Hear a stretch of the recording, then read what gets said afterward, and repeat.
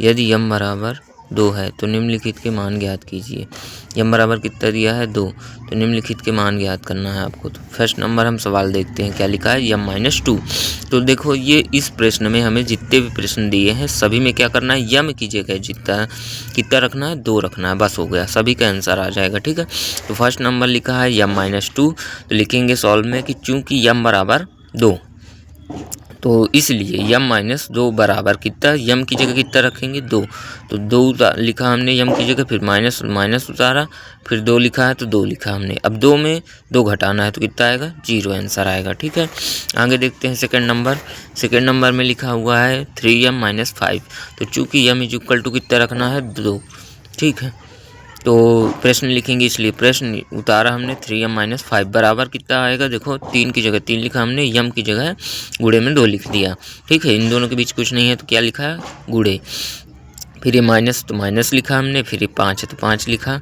अब देखो इधर 3 × 2 है ना, तो ये 6 आएगा, माइनस है तो माइनस, फिर 5 है तो 5 उतारा, 6 में 5 गए तो कितना आएगा, 1 आएगा।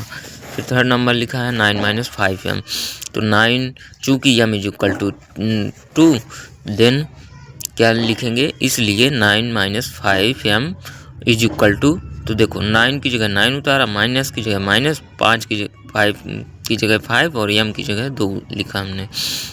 अब देखिए बराबर करके देखो 9 के पहले कुछ नहीं है तो मतलब इसका प्लस है।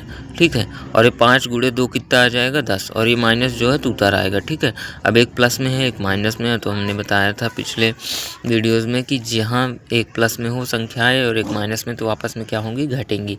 बड़ी वाली में छोटी वाली घटेगी तो 10, और चिन्ह बड़ी संख्या का आएगा तो 10 में 9 घटेगा तो 1 आएगा, चिन्ह क्या है बड़ी संख्या का, माइनस, तो माइनस आएगा, -1 आंसर आ गया। ठीक है, ये हो गया आपका थर्ड नंबर।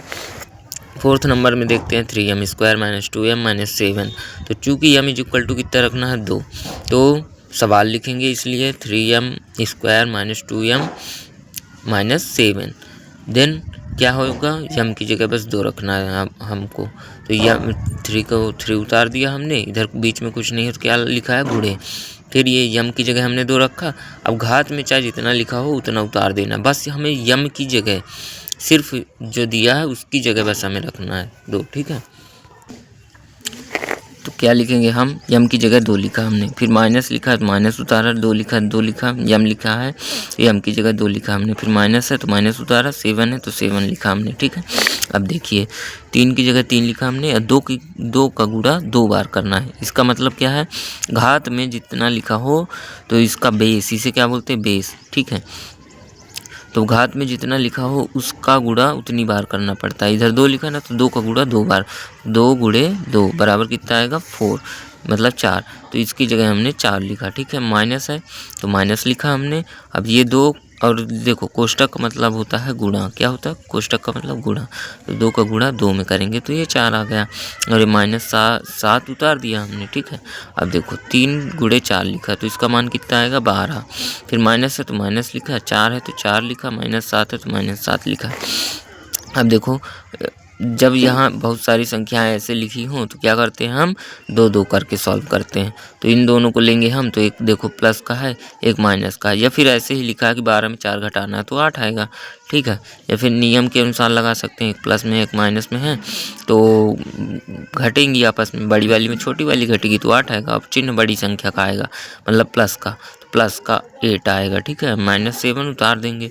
अब इन दोनों को सॉल्व करेंगे, 8 में 7 गए कितना आएगा, 1 आंसर आ गया। ठीक है, 5वां नंबर देखते हैं पहले का, तो 5वें नंबर में लिखेंगे चूँकि m = 2 रखना है हमें, इसलिए सवाल लिखेंगे हम 5m/2 - 4, तो अब m की जगह हम 2 रखेंगे, तो m × 2/2 - 4।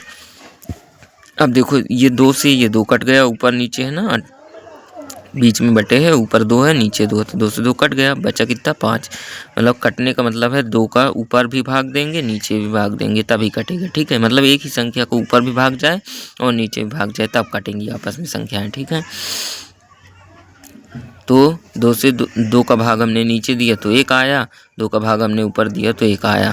अब 1 का गुणा हमने 5 में किया तो 5 आया, और बटे में 1 है तो बटे में 1 का मतलब 1 का भाग देना 5 में तो 5 आया। अब 5 में कितना घटाएंगे, ये लिखा है -4, तो -4 उतार दिया हमने। अब 5 में 1 घटाएं 4 घटाएंगे तो कितना आएगा, 1, आंसर आ गया 1।